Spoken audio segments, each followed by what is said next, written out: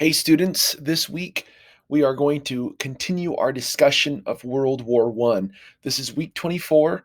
This is AP European History. I'm Mr. Moore, and I'm excited to give you a whole bunch more information about World War One.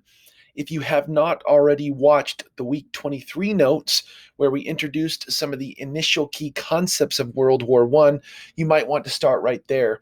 In that lecture, we talked about the fact that World War One was not called World War One until there was a second part, a second World War, and people went back retrospectively, started calling the World War One by that name.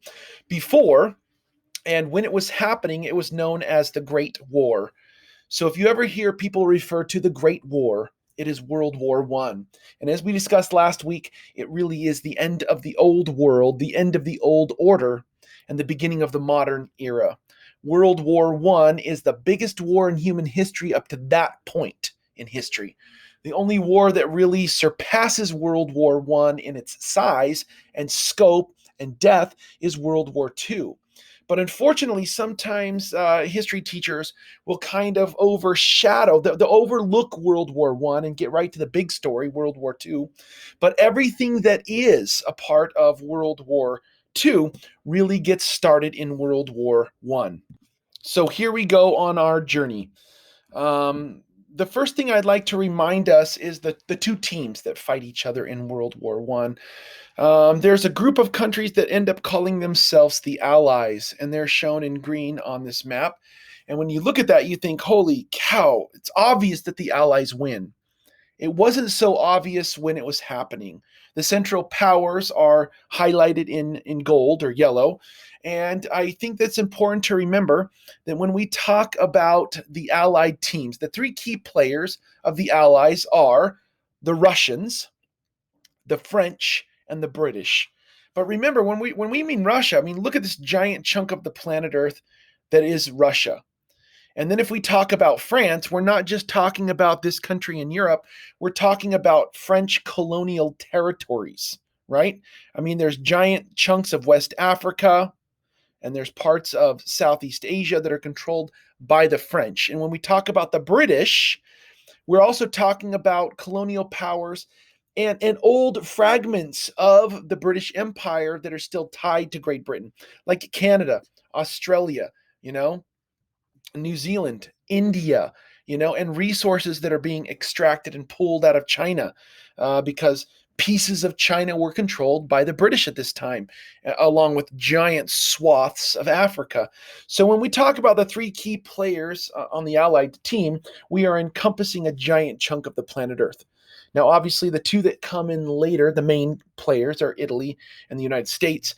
There are other countries that get involved, as you can clearly see, but those are some of the key players. Now, with the Central Powers, we're talking about Germany. Now, remember, Germany had gone to great lengths at the end of the 1800s to get involved in the imperialism game. And they were the ones who hosted that, Berlin conference, the scramble for Africa. So they were trying to get overseas territories, and you can see that they did, get pieces of Africa and parts of the, Pacific Islands. They were trying to get as many resources. They were kind of like the underdogs, if you will. The Austro-Hungarian Empire does not really have any overseas territories, but they had gobbled up giant chunks of Central Europe and were a key player. The Ottoman Empire, of course, is what we refer to as the Middle East on our map today. So we've got to remember who we're talking about when we talk about World War One. The key leaders. Now, when we talk about World War II, if I was to ask a student in my class, hey, who was the leader of Germany in World War II? Inevitably, without me even teaching you, you would say Hitler. Everybody knows that, right? But when I say who's the leader of Germany in World War One, well, people don't quite know it like, the name Hitler. So in World War One, the key leader of Germany is Kaiser Wilhelm II. Now, Kaiser is not his first name. Kaiser is the word, honestly, it's like the word Caesar, but in German. Just like the word Tsar in Russian is like the word Caesar. everybody in Europe, everybody in Western civilization harkens back to the old glory days of Rome. So when we hear the word Kaiser, we could substitute the word emperor, or technically the word Caesar. So the emperor of the German Empire. Remember that the German Empire, Germany became a united country, I'm using air quotes here, at the end of the 1800s, like 1870s. That's when the Prussians united the different pieces of Germany, forming what we would think of as Germany today. So he's the emperor of Germany in World War One, the Kaiser. So that's the bad name, you know. He's not a maniac like Hitler, but if you're fighting against him, obviously the Americans and the British and the French would use propaganda, along with the Russians, against the Kaiser, showing him as a bad guy, calling the Germans the Huns. Remember, it was the Huns in Roman times. You know, the Huns came in and kind of decimated the Western Roman Empire. And so they're referring to the Germans as the modern day Huns that are coming in to destroy Western civilization, even though Germany is at the heart of Western civilization. But again, if you're going to go kill people, you've got to make them the bad guy. You've got to paint that picture in our heads. Who's in charge of Austria-Hungary? Remember, Austria is a German-speaking country, but the Austrian Empire encompassed a lot of different languages and cultures. It was very diversified. So we start calling it the Austro-Hungarian Empire in the 1800s. And the emperor of Austria-Hungary is Franz Joseph. There was a guy named Franz Ferdinand who was the next in line. Franz Ferdinand was the Archduke of Austria-Hungary. That's the guy that was assassinated down in Sarajevo, down in the Balkan Peninsula that we talked about last week. That's the spark that ignites World War I. So Franz Joseph is an old guy, and Austria-Hungary is an old power, and it's not on the cutting edge. It's an old power. It's respected, but they're not exactly the most efficient army in the world at this time. But they're big and huge and formidable. Of course, the other key player is the Ottoman Empire, and it's an Islamic empire. That's what makes the Ottoman Empire a unique European empire. It's at the very fringes of Europe. It's mostly an Asian empire, but they are very influential in Europe. They're at the crossroads of Europe. Remember, the capital city of the Eastern Roman Empire was Constantinople. And of course, when the Muslims took it over in 1453, they started calling it Istanbul. That's what it's called today. And it's a slow transition. People kept calling it Constantinople forever. But the Ottomans dominate Eastern Europe and oftentimes come into conflict with the Russians. But the guy who's leading the Ottoman Empire at this point in history is a sultan named Mehmed V. And sultan, of course, is a word just like Kaiser. It represents the leader, the emperor, the king. That's the word sultan that they use in the Islamic world. Now, people did refer to the Ottoman Empire as the sick man of Europe. I've even heard some people apply that term to Austria-Hungary. These are old powers, and the Ottoman Empire it dominates the Middle East, but it's definitely a kind of a fringe empire.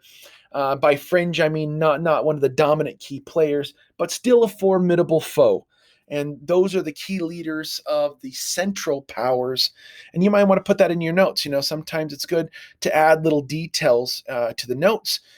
These are the Central Powers leaders during World War I. Now, if we jump over to the Allied team, who is the leader of France? I think it's important to remember that France is a republic. Quite frankly, it's in its third republic by this point. The Second Republic was ended by Napoleon III. If you remember, that was in the middle of the 1800s. After the revolutions of 1848, Louis Napoleon is voted in and then crowns himself emperor, and he becomes Napoleon III. And we get the Second French Empire in the later part of the 1800s. But the Second French Empire is ended in the 1870s during the Franco-Prussian War when Germany is forming. So the reason I'm pointing this out is there's a long tension between France and Germany, and that's going to be the big flashpoint. That's going to be the most intense fighting in World War I is in between the border of France and Germany. And Georges Clément is the elected leader of France. They are in their third republic at this point. And he's going to be one of the key players. And there's lots of other leaders. I'm trying to simplify it. If you want to get into all of the details of World War One, you can see there are transitions that happen at different time.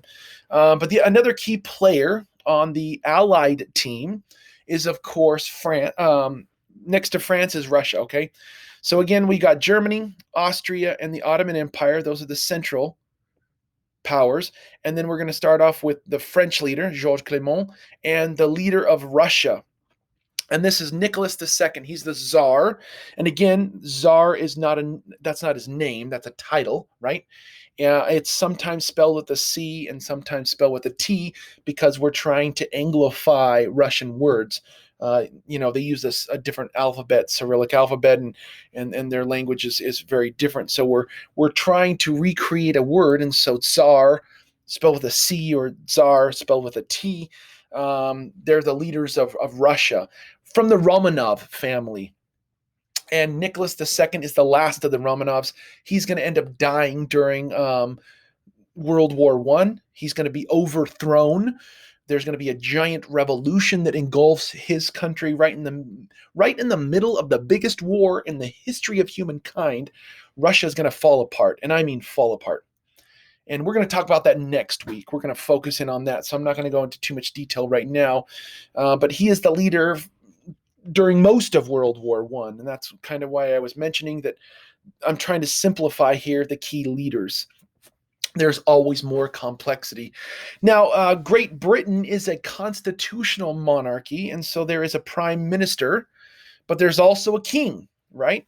The king is George V, but the real power lays in Parliament because it's a constitutional monarchy. And so Parliament picks the prime minister, and David Lloyd George is really the key prime minister of Great Britain during World War I. Now, the other key player, of course, we want to pay attention to as Americans is the United States.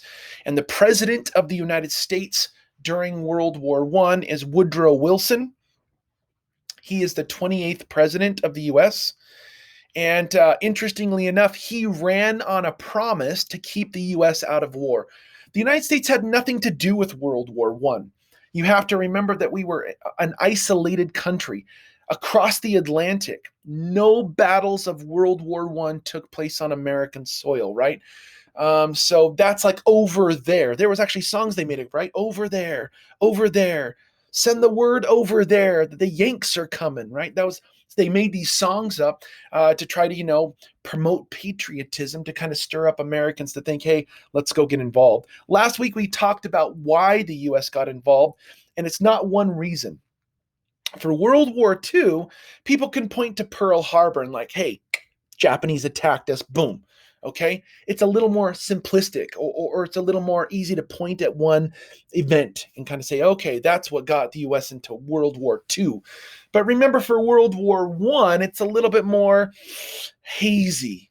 Was it the unrestricted submarine warfare, the sinking of the Lusitania? Was it that Zimmerman note, right, where Germany was trying to get Mexico to start problems in North America?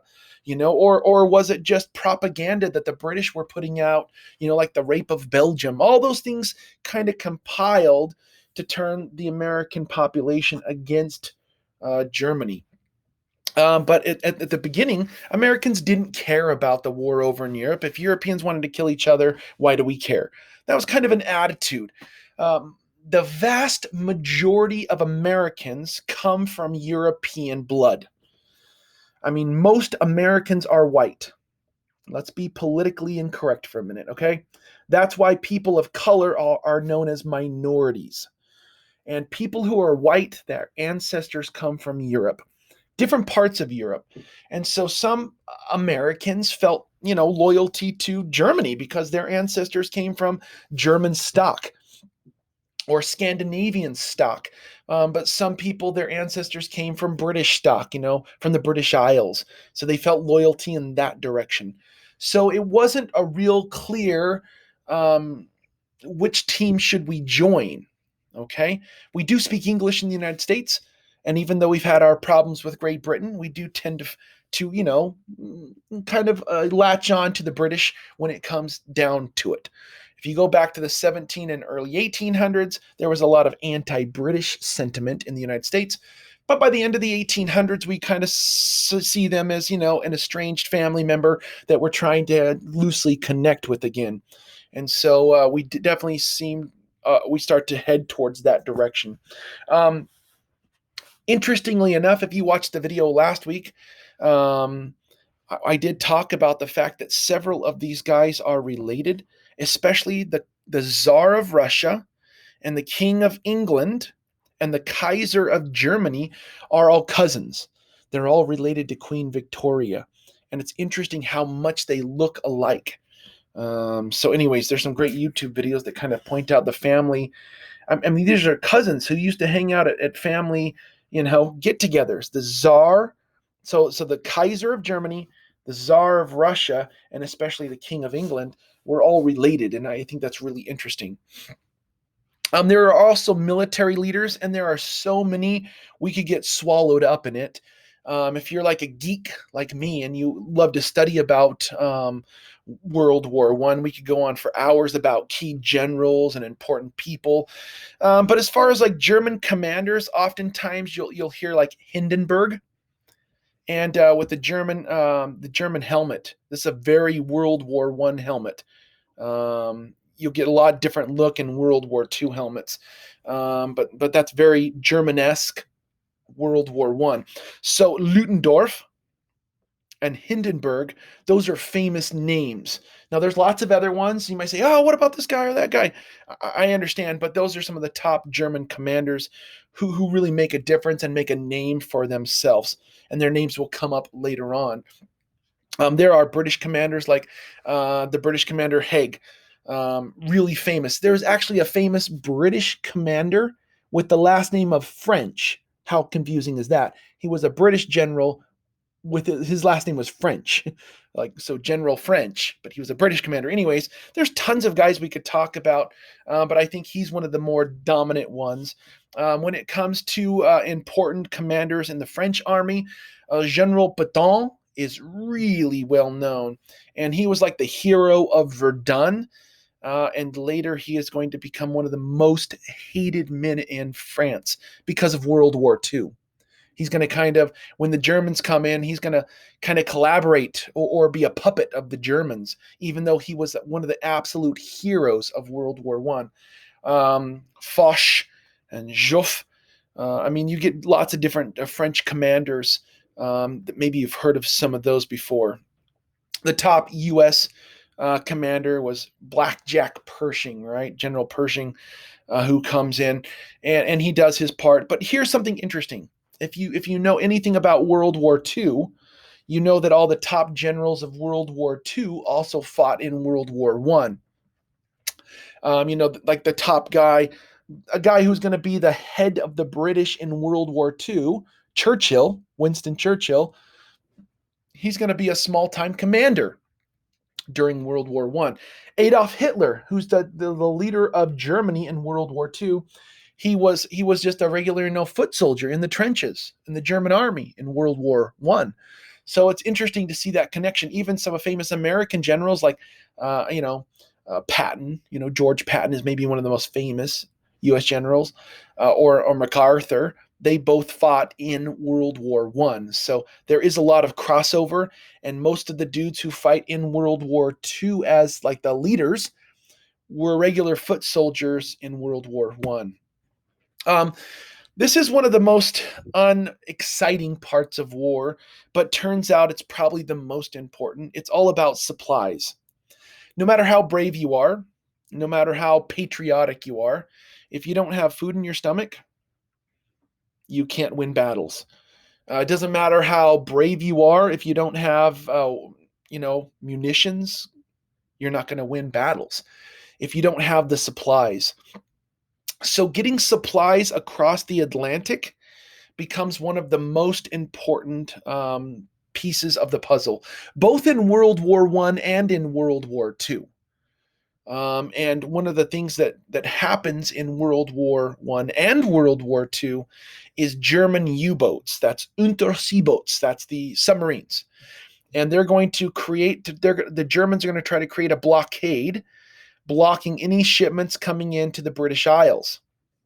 And the British have the best navy in the world, but these giant, beautiful, huge battleships are almost sitting ducks for submarines. This technology of being able to go underneath the water and sneak an attack on these giant, beautiful battleships. The technology changes everything. Countries were spending huge chunks of their economic power to create these huge, catastrophically powerful battleships. And then with the submarine, they almost become pointless. And then with airplanes gaining in the technological advance, battleships are going to become obsolete. Countries are going to spend tons of money to create these giant battleships that are worthless because one plane could take them out or one submarine could take them out. And so getting supplies across the Atlantic is one of the most important things for the Allies to win, and one of the reasons why Germany lost. Okay? The Allies had better supply routes. Simple. It's not exciting, and it's not about bravery or patriotism or war strategy. As far as on the battlefield, it's war strategy. If you have more supplies, you win. So the unrestricted submarine warfare is probably the biggest reason why the United States got involved in World War I. Remember, we get involved in World War I in 1917. And really, the United States becomes an economic powerhouse because of how much we are fueling the war in Europe. All right, later on, we are going to actually send troops. But for several years in the war, we just get filthy rich sending supplies over. And so obviously German U-boats would be wreaking havoc on, the U.S. economy. So here's some key ideas to try to understand World War I. I tried to point this out last week, and I'd like to reiterate it. There are brand new weapons. We're talking about machine guns. That's the number one most important weapon that kills more people than any other thing in World War I, machine guns. I heard a statistic once. I'm not sure it's 100% accurate, but even if it's slightly inaccurate, it's staggering if it's even close to true. So they would say mathematically, if you just did the mathematic calculations, one machine gun could fire as many bullets in 1 hour as all the bullets fired in the entire Napoleonic Wars. Let me repeat that. One machine gun in 1 hour could fire as many bullets as was fired in the Napoleonic Wars. The Napoleonic Wars were the biggest wars in Europe until World War I, 100 years before this, right? Remember that the Napoleonic Wars end in 1815, and now World War I is starting in 1914. So almost exactly 100 years. Now, even if that data is just slightly off, or even if it's exaggerated by double, you're starting to get the concept of how a machine gun changes everything. Flamethrowers, grenades. You know what a grenade is? A bullet is a piece of metal flying really fast in one direction. A grenade is a lot of pieces of metal flying in every direction at the same time. It's like a gun going off in every direction at one time, and 20, 30 guns going off in different directions at the same time. That's what a grenade is. Long range artillery. 100 years ago, in the Napoleonic Wars, in the 1800s, Napoleon was famous for his 12 pounders. Napoleon started out as an artillery officer, right? Think of cannons, long range shots. And Napoleon was famous because his artillery units could hit targets 5 miles away. In World War I, they're hitting targets 50 miles away. Hitting a target 50 miles away. If Napoleon was famous for the 12 pounders, in World War I, they had 3,000 pounders. I've heard stories that it would take 3 or 4 days to set up some of these artillery pieces. They had to bring engineers in and level the ground and pour cement so that they would have a stable enough position to shoot some of these artillery shells.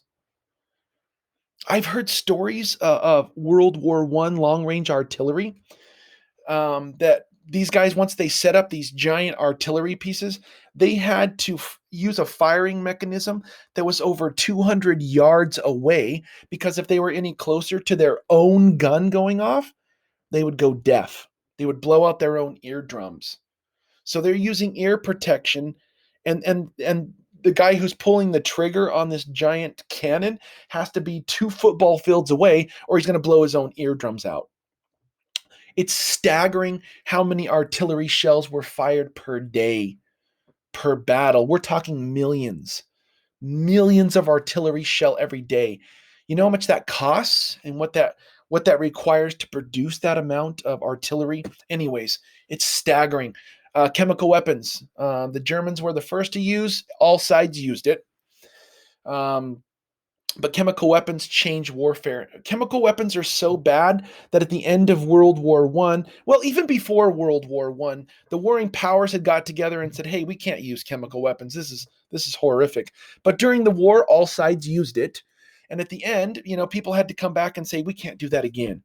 And countries have outlawed chemical weapons. We still kill each other, but at least we try to do it in humane ways. I mean, these chemicals are sickening, burning out eyes. You're choking to death on your own blood in your lungs, right? I mean, it's horrific stuff. The British invented the tank. It was a code name for their tractor that had, no wheels, because rubber wheels could be shot up and they get stuck in the mud. The tank treads had to be long to be able to go over the trenches and barbed wire of no man's land. And so tanks were invented as kind of like a moving shield to get through no man's land. And of course, they improve in design. They were at first slow moving and not very functional. But yeah, first time we ever had tanks was in the middle of World War One. Planes were just invented the decade before World War One, and at first, pilots were using them just to scout out enemy troop movements. Then they started shooting at each other. They started mounting machine guns on the planes. At first, they were just dropping bombs out of the cockpit, and that's pretty inaccurate. Then later, they started rigging them up so one guy could pull the lever and drop bombs. And so they started using those things. Zeppelins. Zeppelins are those giant blimps.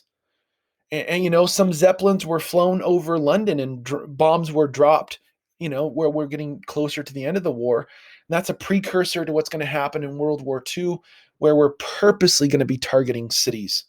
Dreadnoughts are those giant battleships that were state of the art, but they almost became obsolete because of U-boats, these submarines, right? So, as I said at the beginning of my notes, both last week and this week, okay, please remember that World War One is the end of the old world, and it's the beginning of the new world, technologically at least, and socially. We're going to change everything. This is going to be a major change point in history. Now, the other problem is this, that the guys who are running the military in World War One grew up in the 1800s. They grew up in the old world. They grew up in the idea that if you're really brave and you run across the battlefield fast and you work together as a team, you can take the enemy. And it worked during the 1800s. But with the invention of the machine gun and the accuracy of the artillery and planes and tanks, now it doesn't matter how brave you are. You can't mess with the machine gun. I know the movies make you think that you can dodge bullets, but it doesn't happen in real life. And so there's these military guys who grew up with old school military strategies and old school military tactics. And you mix that with these new weapons, and you get unbelievably high death tolls. Okay? World War One is a stalemate. And the key word is trench warfare. And I need you to highlight that word in your notes. And I'm going to show you what I mean when I say trench warfare in a few minutes. But that is the key to World War One. When you think World War One, you think trenches. When you think World War I, you think trench warfare. I'm going to say it a third time just for emphasis sake. When you think World War I, think trench warfare. And again, I'm going to explain that in a minute. It's going to turn the battlefield into a human meat grinder. We're going to lose an entire generation of youth who are going to die in a battle, a war of attrition. In other words, which country is willing to lose more lives? And it becomes a catastrophic killing fields. There are battles in World War One, but it's almost the monotony of trench warfare that signifies World War One. When I say battle, it's like a bunch of troops are amassed at one spot and they try to break through the stalemate of trench warfare, but it fails. So there are some battles like the Battle of the Marne. The Marne is a river. The Battle of the Somme, again, a lot of these are rivers. The Battle of Ypres, the Battle of Verdun. In the east side of Germany, there's the Battle of Tannenberg, where they stopped the Russian advance. There's Gallipoli, which is down in the Ottoman Empire, from the Black Sea to the Mediterranean Sea, or at least down into the Aegean, where it connects, or Adriatic, and then to the Aegean. There's a small neck of water, and of course the British, along with their Aussie and Kiwi soldiers, that's the people from Australia and New Zealand, who are required to take positions on the Gallipoli Peninsula, and it's a slaughterhouse. It's ugly. I mean, just unbelievable amounts of death for nothing. No territory is won. It really is a stalemate. Once the initial movements happen in World War One, there's not a lot of movements for 4 years, and the way that World War One ends on the 11th hour of the 11th day of the 11th month of 1918 kind of helps you see that that's not how you end a war. You end a war when one side wins, but in World War One, nobody really won, and it's going to be significant. One of the other factors that we have to understand about World War One is it's a total war, meaning a country does everything it can to win. Everything is done to win. You hold back nothing. Every part of society is engaged in the war. In other words, if you're a regular person at home, you have a victory garden. You're growing your own vegetables so that the farms can send their food to the front. You give up your silverware and your scrap metal, old cars, everything is being taken and melted down for munitions. There's stories about these towns in Germany. They had these beautiful bells in the churches, and they pulled them out, melted them down to make bullets or make big artillery pieces. And people are like, I remember loving to hear the sound of the bell in the church. Christianity is one of the core pieces of European history, and church bells are being taken out to melt down for making bombs. So we're talking total war. Everybody's engaged, and men who are going off to the front, the jobs that they would traditionally have are being filled in with women. And a lot of people know this about World War II, but it's equally significant in World War I. It's going to change women's role in society, in some ways for the better. They're going to have more opportunities because they get involved.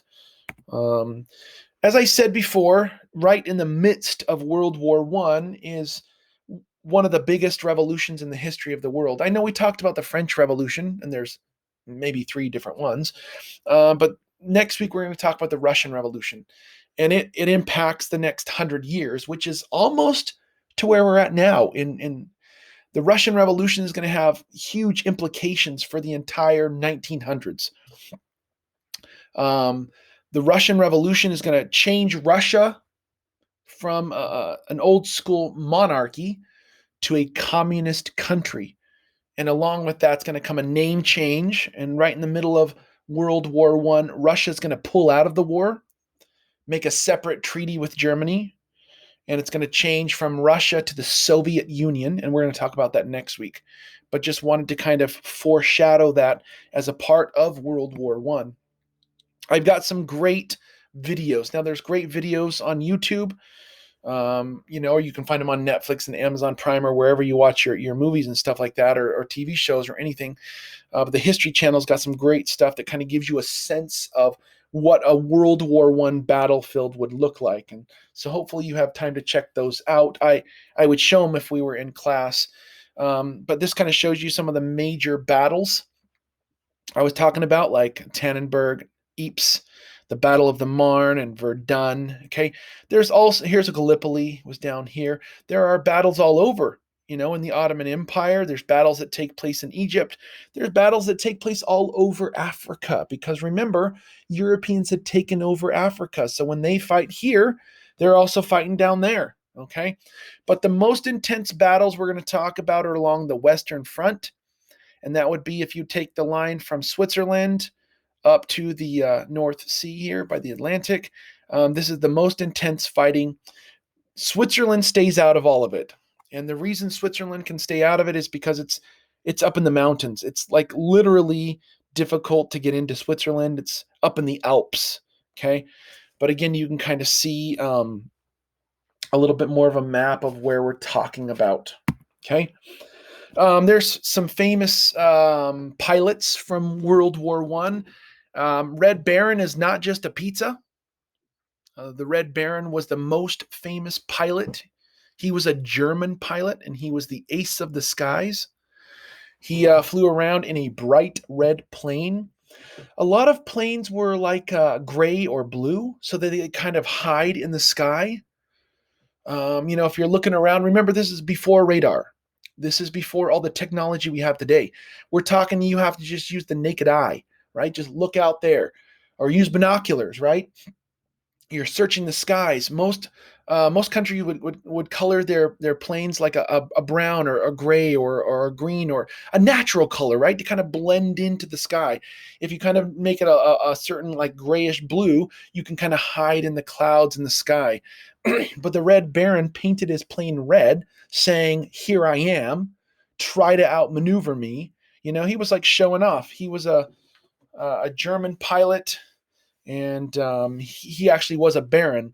Remember, there's certain royalty names like Duke or Duchess, Prince or Princess, or Baron and Baroness, right?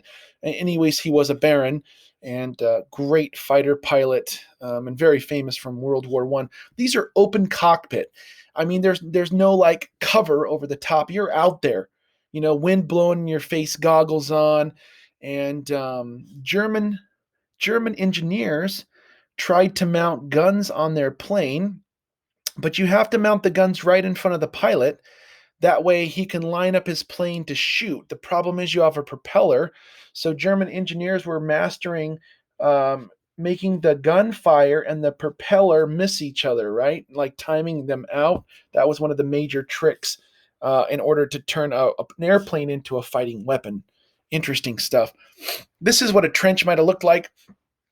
And we're going to talk all about trench warfare for the next little bit of our notes right here. But we're talking ditches in the ground, muddy. When it rains, it's full of mud. There's sometimes they didn't even have time to bury bodies. And so sometimes they would bury bodies in the ground and cover them with dirt. So you'd walk on this squishy ground of dead bodies. And sometimes when it rained, you'd see arms or hands or legs or pieces coming out. Sometimes they were buried in the walls. I even heard a story about these guys. The British would try to use humor. These are definitely, more British hats. You can sometimes tell what armies you're looking at if you're familiar with their headgear. And there's this one story of this. The rain had kind of washed away one of the walls, and they had buried some bodies in it. And so one of the hands was just sticking out. And every day the soldiers would go by and give him high five or, "Hey, how's it going today?" And that sounds really harsh, but they're just trying to use humor to overcome the horrifics of war.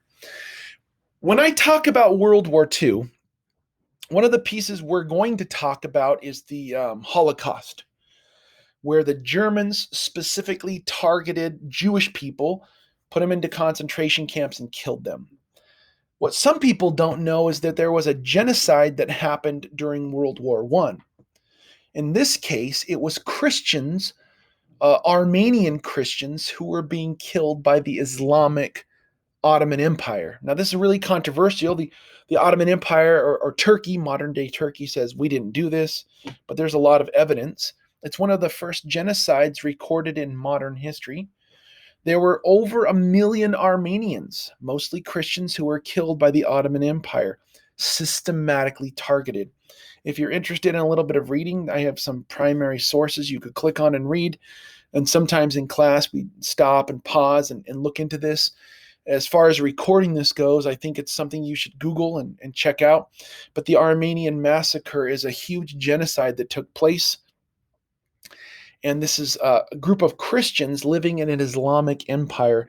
The people of Armenia, for the most part, are Christian. And the Ottoman Empire, for the most part, was an Islamic empire. And so it's interesting to see how different groups are targeted because they're the minority. Let's dive into trench warfare again. When I talk about trench warfare, this guy right here is going to represent our French troops, okay, on the French border going against our German troops, okay? And traditionally, I think you've all seen these kind of movies before where the two armies meet in an open field and they march at each other. And sometimes when we're watching these movies, we say, you guys are stupid. Why don't you get behind something, right? You know, you're marching at each other in these giant columns. You know, think of Napoleonic times or the American Civil War times.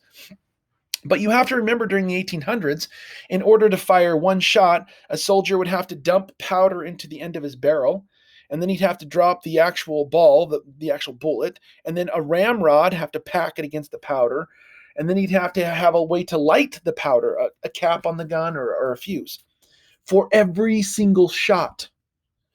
So the odds of actually making it across an open field and actually go to hand-to-hand combat actually happened a lot. And if you were brave and you worked together as a unit, you could make it. Everything is going to be changed because of the machine gun. So here's our French and our German soldiers. If we're in class, I encourage students to draw this, to kind of draw it with me one step at a time so that you have a little drawing of trench warfare. So machine guns are going to change everything. So that's my machine guns. And the reason I made them as these big giant blocks is because these are not machine guns that people held. The original machine guns were like, say, 150 pounds of solid metal. Now, could a guy pick up 150 pounds? Yes. Could he run around and shoot with it? No. This took like 3 or 4 dudes to move the machine gun and to keep it supplied. So these are not the machine guns you think of in today's world where a guy could run around with it. These were stationary objects. Okay, so if you're drawing this with me, you're going to want to label machine guns. There's only one way to survive a machine gun. Okay, this is maybe what a World War I machine gun would really look like. Okay, so I'll use that nice drawing. But here's a little look at what these machine guns look like. They're heavy, and they take a couple of guys to mount a machine gun. One guy has to be feeding the bullets in, making sure they're going in properly. One guy is doing the aiming and shooting. It's definitely quantity over quality. And you can pick it up and move it, but like I said, it takes a couple of guys, and you can't run around with this thing. Okay? As much as 600 rounds per minute. So you can do the math. Okay? They could be 150 pounds or so. So the only way to survive this is to dig a foxhole.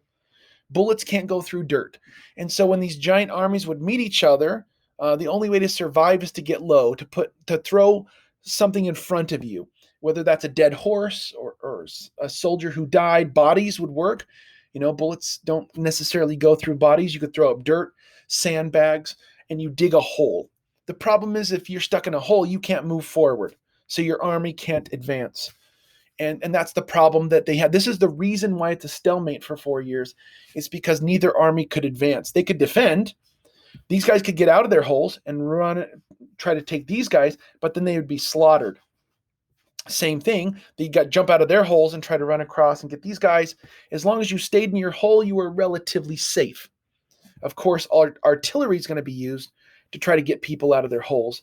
And of course, if I'm in a hole and my buddies are in a hole 50 yards away, Over time, over a couple of days, we might dig our holes, connect them together, and that's what forms a trench. Okay, so these become the trenches. Simple foxholes that are connected to each other become trenches.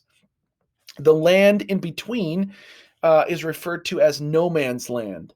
And it's going to be scarred up and beat up, dead bodies, dead horses, you know, poisonous gas later on, mud and guck and blood and feces. I mean, it's a disgusting, horrific place. We'll show you some pictures of it. And of course, in front of each trench, they would put barbed wire. Okay. I don't know if you guys have ever experienced barbed wire before. When I'm in class, I love to tell a little story about barbed wire that I had when I was a teenager. We went on a camp out, and next to the campground, there was this golf course, and so me and my buddies we jumped over the fence. We found some clubs and some balls, and we were hitting them around at night. We weren't vandalizing or doing anything, but we did kind of break into this golf course. And while we were out there kind of just, hitting the balls around at night, the lights come on and this truck starts driving across the golf course, security. And they're like, "Hey, you kids." And so we started running, right? And the first part of the story is I was at this camp out. We were on the lake all day, boating and stuff. And I'm a redhead, and I was totally sunburned, just 100% sunburn. If you're like me and you have red hair, you can't be out in the sun for more than 10 minutes without burning to a crisp. And so that's an important part of the story, because at night I had my shirt off because I was just burnt. And so when we were out there golf clubbing around, I just had my shorts on and no shirt on. And so when the security guard started driving across with his truck, we started running as fast as we could to get away. And I was out in front of everybody, and it was dark at night, and I hit a barbed wire fence going full speed. Boom. And in class, I usually show students my scars. You can still see them all over my arms and all over my chest. I mean, I was ripped apart by this barbed wire. I just tell that story because most sides would put barbed wire in front of their trenches in order so that the enemies, if they did get out and cross no man's land, they would get tripped up in the barbed wire, shot apart by machine guns. It really was a killing field. This no man's land was the worst thing possible. If you had to go over the top, that means over the top of your trench and across no man's land, it was a living hell. So this is maybe a better drawing than mine, but you got the barbed wire in front of your own trench so that if they do get that close, they get tangled up in it. Sandbags to stop, the bullets coming in. You get munitions and you got hopefully wood at the bottom of your trench if it's a nice one. That way it doesn't get so muddy. And of course they would build dugouts into, to hang out and to live. You can see barbed wire, the trenches right here. This is totally World War I when you see the trench warfare. These machine guns have these big metal plates in front of them to try to protect the gunners, but that means it's probably over the 150. We're talking 200 pounds. Try picking up 200 pounds. It's freaking heavy. Try running around with that. There's no possible way. I have some actual, there's some actual video footage from World War I. This is by the time we hit World War I, we have some actual footage. And in class, I usually show several documentaries that show actual battles in World War I. This is kind of a look at no man's land. It's not flat. It's shell holes that fill with water and mud. One of the best books I ever read was called All Quiet on Western Front. It was a German author, Remarque, who wrote this. He wrote this story. He lived in World War I. He served in World War I, and he wrote an account. He tried to take all the experiences he had and his fellow soldiers and turn it into a book. And one of the most poignant scenes I remember in the book is where he and his buddies were given detail. They had to go out one night out into no man's land. So imagine you're a German soldier and he had to get out of his trench at night, and they had to crawl out into the middle of no man's land and set up barbed wire. And so they're setting up barbed wire in front of their trenches, and they went out further and further into no man's land. It's night, so hopefully the enemy doesn't see them, and they're, on their bellies crawling across, and they're setting up barbed wire. And all of a sudden, an artillery shell goes off. And he kind of wakes up, and all of his buddies are dead.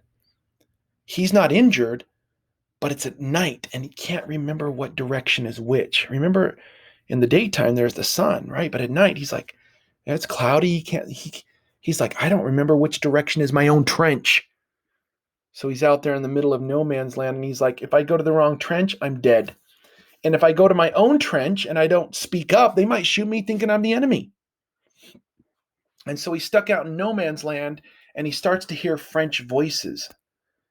And he knows that there's a patrol of French out there probably doing the same thing, laying barbed wire. And he's in one of these shell holes, a deep one, a lot deeper than these in the book, All Quiet on Western Front. And he's in there. He pulls his knife out, and he's like, he's going to play dead, right? But if one of those French soldiers gets too quick to him, he's got to stab him, right? So one of the French soldiers slips into the muddy shell hole, and he just, in the book, he starts stabbing this guy, and he puts his hand over his mouth, right, so his buddies won't hear him, and he just keeps stabbing him. Now, this soldier describes he's killed people before. He's shot, but he's never had to kill somebody like face to face. And All Quiet on Western Front does a great job of helping us see how unromantic war is, the hell that war is. He talks about the sticky warmth on his hands, and the guy's kind of slowly gurgling, slowly dying. He's been stabbed so many times, of course he's going to die. And in the book, All Quiet on Western Front, the author describes, he says this German soldier, the main character, he sees a picture in this guy's coat pocket. And he takes the picture out, and he sees a picture of this girl. And he thinks, this guy's the same as me. He doesn't want to be here. I only killed him because he was going to kill me. What are we doing out here? Why are we killing each other? This guy just wants to go home to his girlfriend or his wife. He doesn't want to be out here. Why are we doing this? So All Quiet on Western Front, if you're a reader, you should read it. It's great. But it just kind of personalizes World War I. Again, I've got some great videos I hope you'll check out so you get a sense of the living hell that World War I is. And you get a sense of what it might have been like to try to cross no man's land. And you can see the trench warfare. And like I said, there's some great video footage. So we start getting dugouts, bunkers and tunnels. Some people say, well, if it's so hard to get out of your trench and cross no man's land, why don't you build a tunnel underneath? They tried it. I have a documentary video I show in class that shows, the British trying to tunnel under no man's land and to get to the German side, and almost made it. One of the biggest explosions to ever be done in the history of the world was, how much dynamite was laid underneath no man's land to try to get underneath. Here's my long-range artillery. Chemical weapons. Why chemical weapons? Because if your enemies are stuck in a trench, you can't kill them with machine guns. You'd have to get out of your trench, cross, and then get into their trench to kill them. Artillery can make it over, so that kind of works, except these guys are just going to go deeper into the earth, and then the artillery is just going to annoy them, maybe drive them crazy, but it's not going to kill them. So chemical weapons start to be used because these chemicals are heavier than air, and so they'll seep into the trenches and force people out. Planes were used to try to track movement. So look at these. A bullet the size of your finger could kill you. Like the actual part that's actually fired is maybe just one link of your finger. That's how big a bullet is that kills you. I mean, look at some of these artillery. We're talking the Paris gun was supposed to be the longest range gun in World War I, could shoot over 80 miles. So it's staggering. I've heard that some of the biggest shells were 3,000 pounds or so. And you can't even pick that up. You have to have, equipment just to load the gun. Check out the size of this gun. These are dudes. This is a piece of the gun, right? This is the artillery mounted. I told you sometimes they had lay cement just to be able to place the gun in order to fire it because it was so powerful. And then the people who fired it had to be a couple, 100 yards away. So anyways, just staggering, the technology. So remember, the British and the Germans, the British, the French, they're all looking for a way to get across no man's land. So if you just imagined, if you had a thick piece of metal, bullets can't go through a thick piece of metal. So if you had a giant thick piece of metal like a shield, you might be able to slowly walk across no man's land as people are shooting at you. The problem is the metal would have to be so thick you couldn't carry it. So thus the British invent the moving shield, the tank. The first tanks were really just troop protectors. Later they're going to mount guns on them, but the initial tanks were just slow moving. They were long enough so that their treads could go over the trenches and barbed wire, and troops could hide out behind or some inside, and then you could get troops across no man's land. That's why the tank was invented. Later on, some of them were literally just metal tractors with thick metal put around them, so they were slow moving and with these treads. Some become a little smaller and more maneuverable, as they start to develop. But warfare is a great advancer of technology. Um, Anyways, in class, sometimes I'll talk about Germans' serrated knives. I remember in that book, All Quiet on Western Front, some of the German soldiers would talk about filing off the serrated part of their knife because it would get stuck in the other man. And if your knife is stuck in another man, then you're vulnerable. So some of the German soldiers would use their shovels, just grind down one side of the shovel and use it like an axe if they ever got into hand-to-hand combat, which would happen sometimes. This is a top-down view of like the trench system. Imagine France on the left and Germany on the right here. And you've got the no man's land in between and the barbed wire. You can see the key down here at the bottom. It's not just one trench. It's not like just one trench. So if you did get across no man's land and take the enemy trench, they had a backup trench. And they had a third dairy trench, and they had a communications trench and supply lines that were all, it's like a maze of trenches. But really, after the initial movements of the war, nobody could conquer this no man's land problem. They tried, but they failed, and it was a giant stalemate. Okay, and again, you'd have trenches on the Western Front in between France and Germany, and you'd also have trenches in the East, but it was a lot more mobile in the East because it was so much bigger, and you'd have different points of contact, but then you'd have the central powers here. So the Germans and Austrians were fighting on both sides. In the Middle East, it was definitely more open. So the Eastern side's more fluid and not as much of a stalemate like the Western Front is. When people think of World War I, they think of the Western Front here. Chemical weapons, machine guns, trenches. That's what we think of when we think of World War I, right? And of course, it wasn't this wide. A couple hundred yards, probably, depending on where you were at, maybe 300-400 yards. But imagine that. That's one of the things that I guess this might sound sick, but sometimes when I'm in class, I kind of try to get students to think about this. I'm like, imagine I'm on one side of a football field and you're on the other side of the football field, and you have to run across the football field and get to me. And you have a gun. That's fine. You have a gun that can shoot a bullet. Now, back in Napoleon's time, remember, if I was shooting at you, you were just trying to get to me. We're playing a ridiculously dangerous game of tag. Don't try this at home, kids. Okay. But you're trying to run and get me. And if I was using an old Napoleonic gun where I had to dump black powder in, and I had to put the ball in, and I had to ramrod it down, and then I had to aim and shoot, and you're running for your life and you're kind of zigzagging, what's the odds of you making it across that football field and getting to me? Right? The odds are you might make it. Now, if you change the scenario, we're still on both sides of a football field, and this time I have a machine gun, right? And you start running. I don't have to reload anything. I'm running out of breath to do my, but I'm not running out of bullets, right? There's the endless. Could you make it to me? No. So the machine gun changes everything. It changes everything. Over the top, an expression of fear as soldiers left the relative safety of the trenches into no man's land. World War I quickly became a defensive war. You could defend the heck out of it. Nobody could get you out of a trench. But taking the enemy trench, almost impossible. So it turns into a stalemate. And you would think people would be like, okay, well, we can't do this. But the generals just kept sending them over the top. right? Zeppelins were used to bomb London and take the war to the home front. Civilians started to be a target.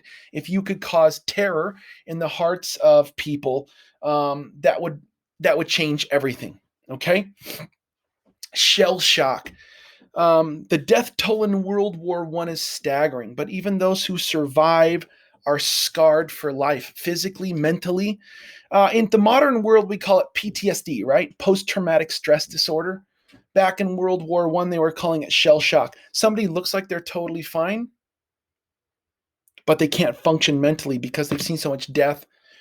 They're not sleeping because they see death, or they can't sleep because there's constant bombardment and they're being asked to kill. Here's an ugly side of it. It's called war profiteering. That is industrialists and capitalists, the makers of arms, who want the war to keep going. Why would you want the war to keep going? Well, if you make machine guns, guess what? You're getting rich. Never thought about that before. Some people like war. Some people make money off of war. Those who owned factories that supplied the military became rich, and so maybe they wanted to prolong it. Maybe this was the best thing that ever happened to them. So war profiteering becomes an ugly side. This is shell shock. We call it today PTSD. Another problem was small injuries that became life threatening. If you get shot in the arm, that shouldn't be fatal. But if you're out in the trench, in the mud, in the guck, and there's no sanitary place to take a bath, and you're pooping in the hole that you're living in, and pretty soon small cuts or small wounds can get infected. Gangrene. I don't know if you've ever heard of gangrene, but this is a part where the body tissue starts to die and it smells. And so small injuries become life threatening. And so a lot of times doctors would just amputate. And you can smell gangrene. And so some people lost body parts that shouldn't have because of lack of good sanitation. So war brings social change to the home front. Women in most Western nations gained voting rights around World War I. Why? Because they were getting factory jobs and the men were all going off and dying in war. And this is a chance for women to get their place in society. In almost every country around the world, it's after World War I or right around the time of World War I where women get the right to vote. It also changes civil rights. If black men in the United States are going off and dying in the trenches, they want rights, right? They're going to come home and fight for their rights. They're here defending their nation, a nation where they can't even use the same drinking fountain. So those are things that are going to push civil rights and women's rights. We can trace those movements back. Of course, women were fighting for suffrage before World War I, but this is like the catalyst that drives it forward.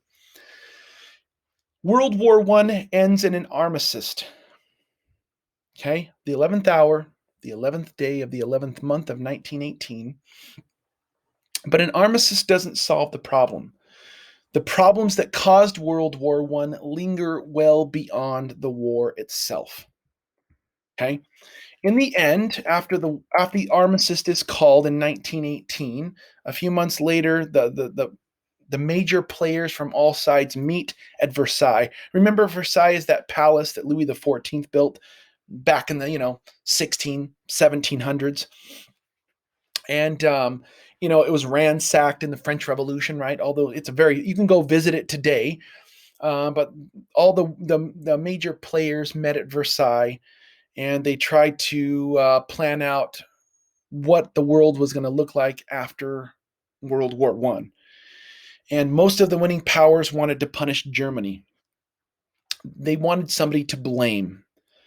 And because Germany, it was the one who kind of called the timeout and saying, hey, okay, whoa, let's stop. The Allies are going to claim victory, even though the Germans were winning on the battlefield as much as the Allies were.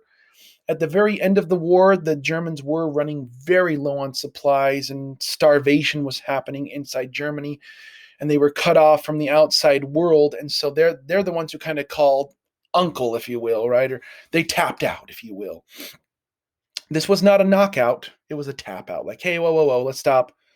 So the Allies are going to claim victory, and they're going to redraw the map of Europe. I'm going to show you a map in a minute. And you're going to see brand new countries that weren't there before become countries. And they're going to also redraw the map of the Middle East. The Ottoman Empire was on the losing side. And so the Allies are going to carve up the Ottoman Empire, and it's going to cause problems that we see even today. Almost all of the conflict and war we find in the world today in the Middle East, it's going to go right back to what we saw right after World War One. The United States led the call for an international government, a place where countries could meet to work out problems, to undo the alliances that were formed that caused World War One. The League of Nations was formed. The United States was the one that pushed for the League of Nations, and ironically, we didn't join. So that's a little complicated, but Woodrow Wilson, the president of the United States who was pushing for it, when he went home, Congress didn't solidify it. Remember, the president can't do everything on his own. He needs the backing of Congress. And so the simple version is Americans weren't interested in giving up sovereignty to a international organization like the League of Nations. So League of Nations is going to fail.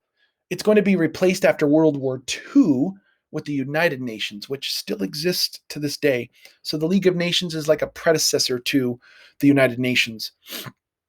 And the worst thing is that because Germany was blamed for the war, because they were the one that called Uncle first, all the major players almost cracked, but Germany did crack first.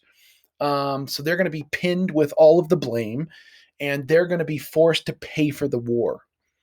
So France is going to say, you just went bankrupt fighting this war, but so did we, and we're going to make you pay for it. This becomes really significant, and in a couple of weeks when we start talking World War II, we're going to come back to the Treaty of Versailles time and time again. This is going to bring shame and anger to the German people. This is going to give rise to World War II. This is going to be one of the points that Hitler's going to use to rally people up and say, we didn't really win. We didn't really lose World War I. We should have won the Great War. We were winning. And it was certain factions within our government that gave up when we were winning. We could have won. And so they hold on to this, and that's going to be one of the reasons why Germany is one of the ones who initiates World War II. Reparations are payments that the loser has to pay the winner. So imagine you get in a fist fight and you lose, and the winner says, hey, I bloodied up my knuckles and I need stitches from beating the crap out of you, and you're going to pay the hospital bill. So now you've just taken somebody you beat and you've rubbed their face in it. Okay? Woodrow Wilson, he wanted to make the world safe for democracy. And he was like, we shouldn't punish Germany. We should try to, repair this. It's like the Civil War. I don't know how much you've studied on the U.S. Civil War, but after the North beats the South, they spend a bunch of time and money doing reconstruction, trying to try to bring things back together again. After the Civil War, if the North would have punished the South, maybe there would have been a second Civil War. So the United States is kind of like, hey, let's not do this. And the rest of European powers are like, dude, you guys showed up at the very end and you guys lost almost nobody and you got all the money.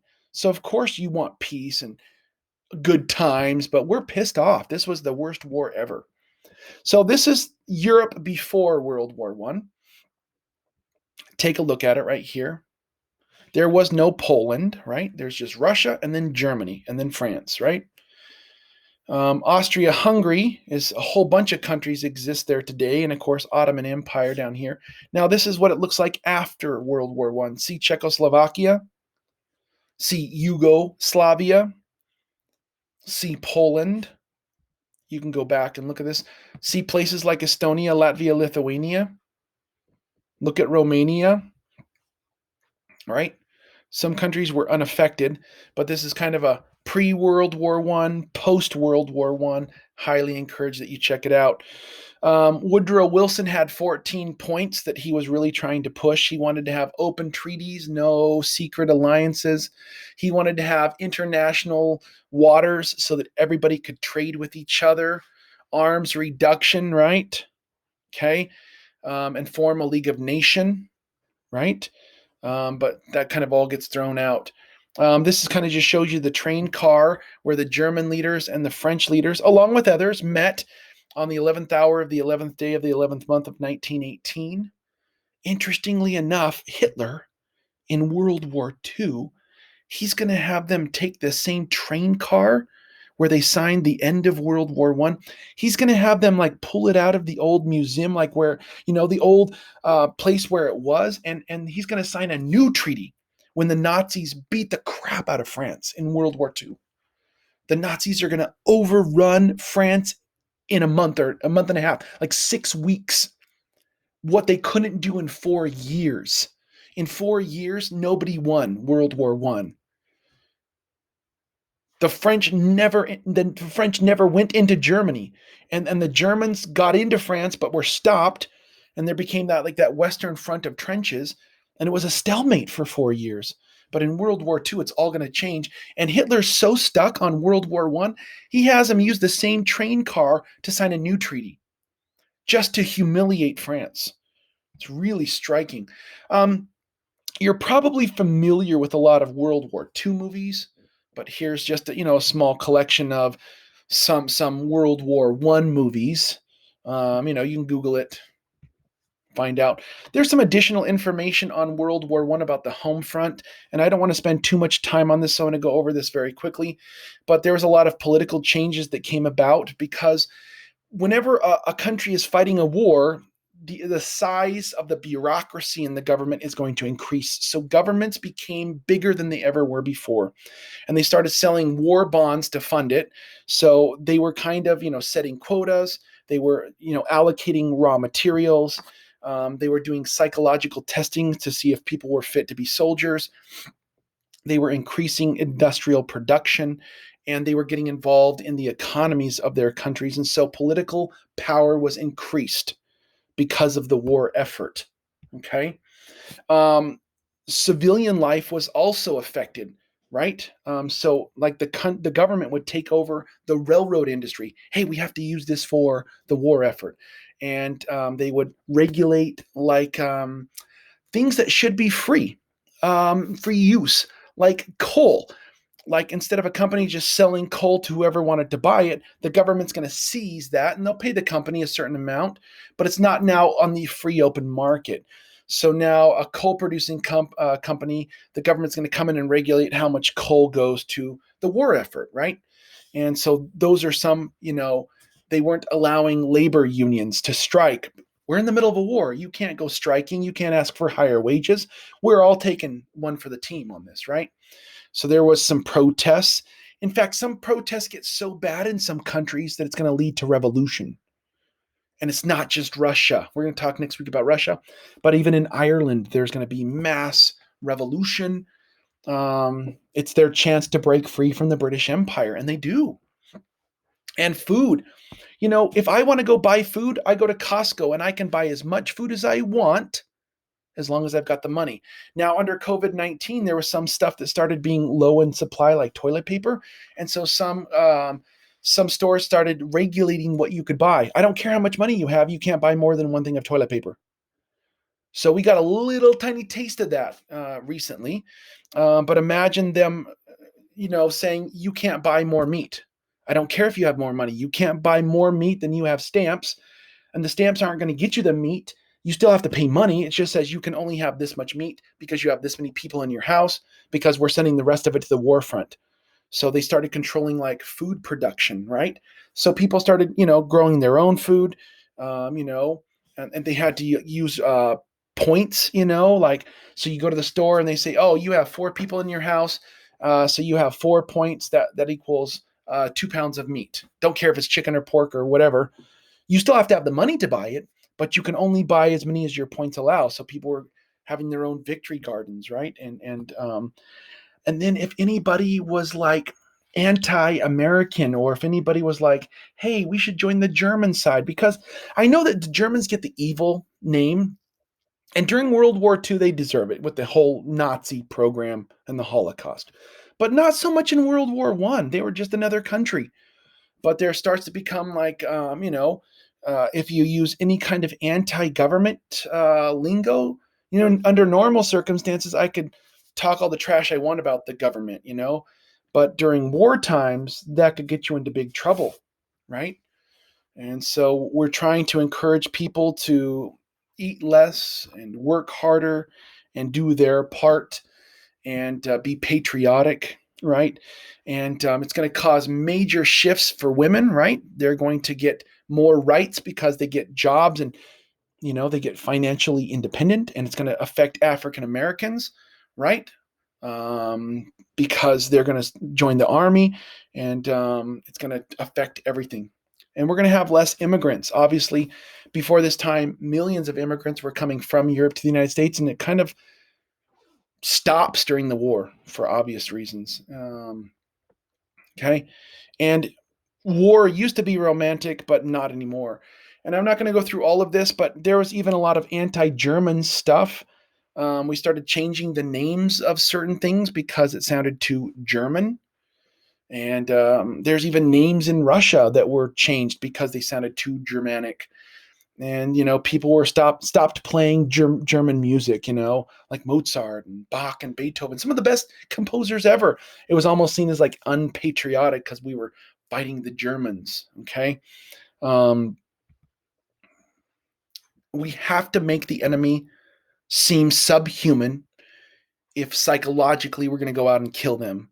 And so there's tons of propaganda to remind us why the Germans were evil and why they needed to be stopped.